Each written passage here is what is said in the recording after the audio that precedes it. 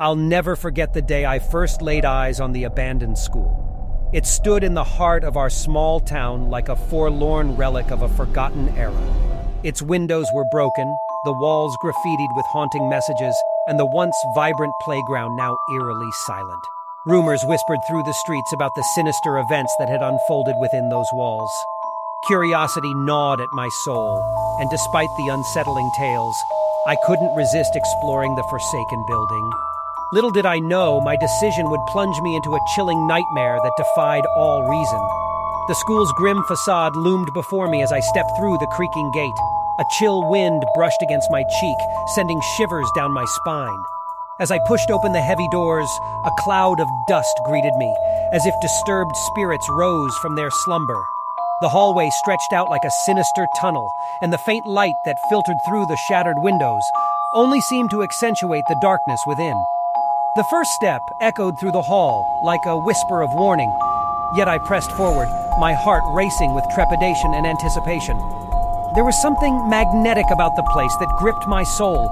My flashlight cut through the darkness, casting eerie shadows on the decaying walls.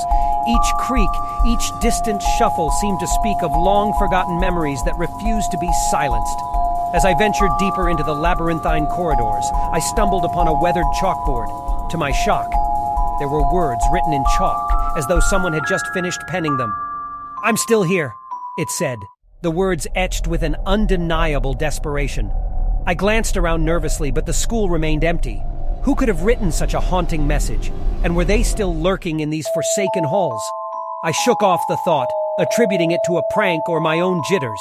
But the further I went, the more I felt the presence of an unseen force, as though malevolent eyes were upon me. My skin prickled with a chilling sensation, as if spectral fingers trailed down my back. My heartbeat quickened, and I could almost swear I heard faint whispers and stifled giggles. Turning a corner, I found myself in a desolate classroom, the desks covered in a thick layer of dust.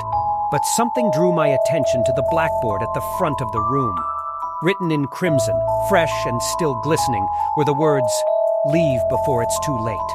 Panic surged through me, urging me to flee, but an inexplicable determination kept my feet planted firmly on the ground.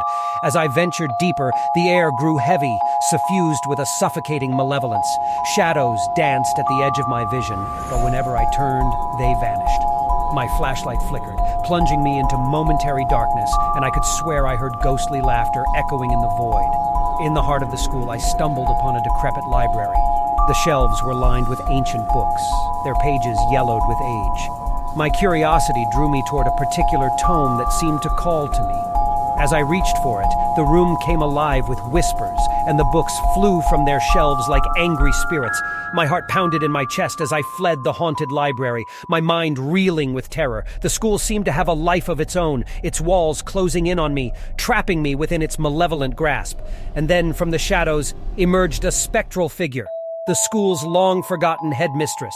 Her hollow eyes bore into my soul, and a chilling voice echoed in my mind, warning me of the horrors that awaited those who dared to disturb the school's restless spirits. In a heart-pounding escape, I ran from the abandoned school, vowing never to return. But even now, as I tell this tale, I can feel the haunting presence of that forsaken place, forever etched into my mind like a nightmare from which there is no escape. So beware, should you ever stumble upon the abandoned school, for its dark secrets will ensnare you, and you may never find your way back to the realm of the living.